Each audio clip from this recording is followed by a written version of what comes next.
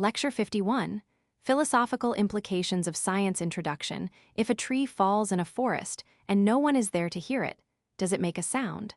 This centuries-old philosophical riddle encapsulates a profound truth about our quest for understanding.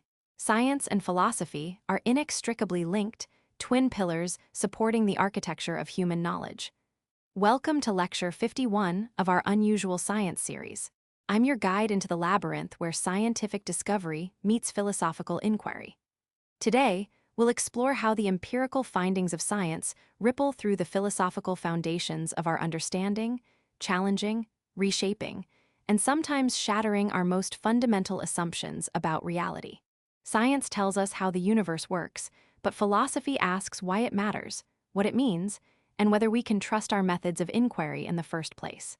As physicist Richard Feynman once said, philosophy of science is as useful to scientists as ornithology is to birds. Yet here we are, unable to escape the philosophical implications of our scientific discoveries.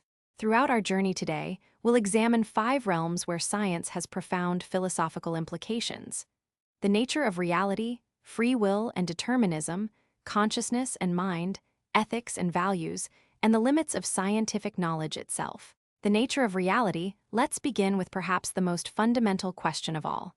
What is real? Scientific realism argues that our best scientific theories provide true descriptions of the world, including unobservable entities like atoms, fields, and waves. For realists, electrons aren't just useful mathematical fictions, they actually exist. Yet anti-realists counter that scientific theories are merely useful tools for prediction and control, not literal descriptions of reality. After all, history shows that even our most cherished theories are eventually replaced. Newton gave way to Einstein. Perhaps Einstein will give way to something else. This philosophical tension becomes even more pronounced when we enter the quantum realm. The famous double-slit experiment reveals that light behaves as both a particle and a wave, depending on how we choose to observe it. The act of measurement itself seems to determine reality. In Schrödinger's legendary thought experiment, a cat exists in a superposition of states, both alive and dead, until observation collapses the wave function. Does the universe exist in a definite state when no one is looking? The Copenhagen interpretation suggests not, while the many worlds interpretation proposes that every quantum possibility branches into its own universe. Perhaps most mysterious is the unreasonable effectiveness of mathematics that physicist Eugene Wigner identified. How is it that abstract mathematical structures, created in the human mind, so perfectly describe physical reality? Is mathematics discovered or invented? Does its success suggest that reality itself is fundamentally mathematical? As we probe deeper into quantum field theory, string theory, and beyond, our understanding of reality becomes increasingly abstract, mediated through layers of mathematics that defy intuitive visualization. Are we describing reality as it is, or merely constructing models that happen to work? The boundary between epistemology, how we know, and ontology, what exists, blurs into philosophical mist. Determinism vs. free will science has long embraced causality. Every effect has a cause, and given the same initial conditions, the same results will follow. From Newton's laws of motion to Einstein's relativity, classical physics presents a deterministic universe where the future is fixed by the past.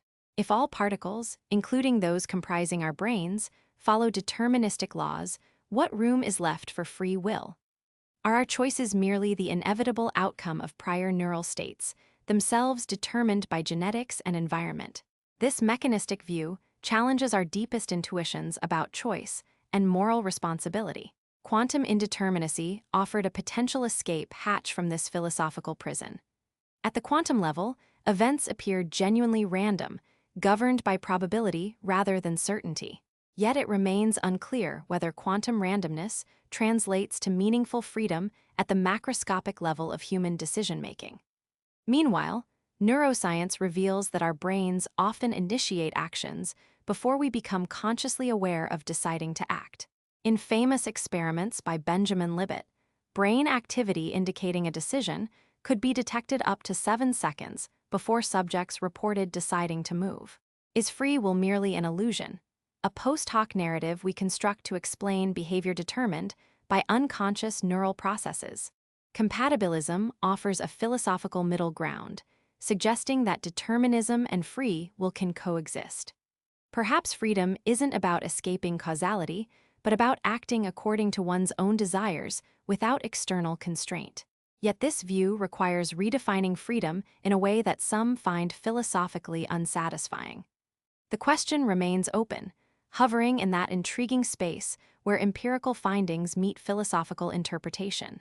Science can tell us how choices arise in the brain, but whether those choices are free, in any meaningful sense, remains stubbornly philosophical.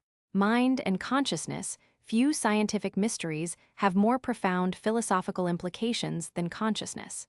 How does the electrochemical activity of neurons, physical processes following physical laws, give rise to subjective experience? The redness of red, the painfulness of pain? Philosopher David Chalmers calls this the hard problem of consciousness. We might fully map the neural correlates of consciousness, identifying exactly which brain states correspond to which experiences. Yet this wouldn't explain why physical processes are accompanied by subjective experience at all. Why there is something it is like to be conscious. Reductionists argue that consciousness is nothing more than brain activity, an emergent property of sufficiently complex neural systems. Yet even if consciousness emerges from physical processes, this emergence itself remains philosophically mysterious. Unlike other emergent phenomena, consciousness involves a qualitative leap from the objective to the subjective, from matter to mind. Artificial intelligence intensifies these questions. If we create a machine that perfectly mimics human behavior and brain function, would it be conscious? Could it feel pain, joy, wonder? Or would it be a philosophical zombie, all function without phenomenal experience? The Chinese room thought experiment asks whether syntactic symbol manipulation, computation, can ever yield semantic understanding.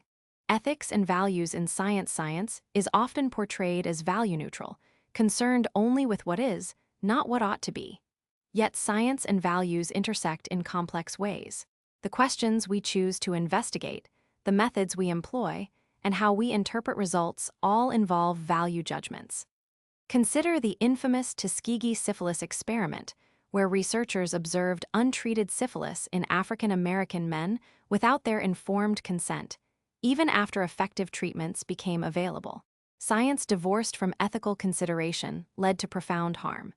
Today's debates about genetic engineering, artificial intelligence, and climate change similarly blend scientific facts with value-laden questions about what kind of future we should create. Philosopher David Hume identified an Izot gap that remains philosophically unbridged.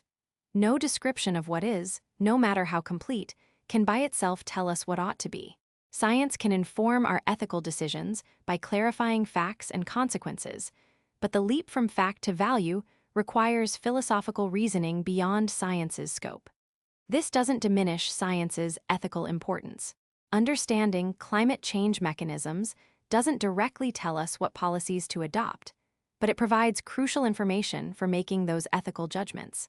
Science and ethics remain distinct, yet interdependent domains of human inquiry.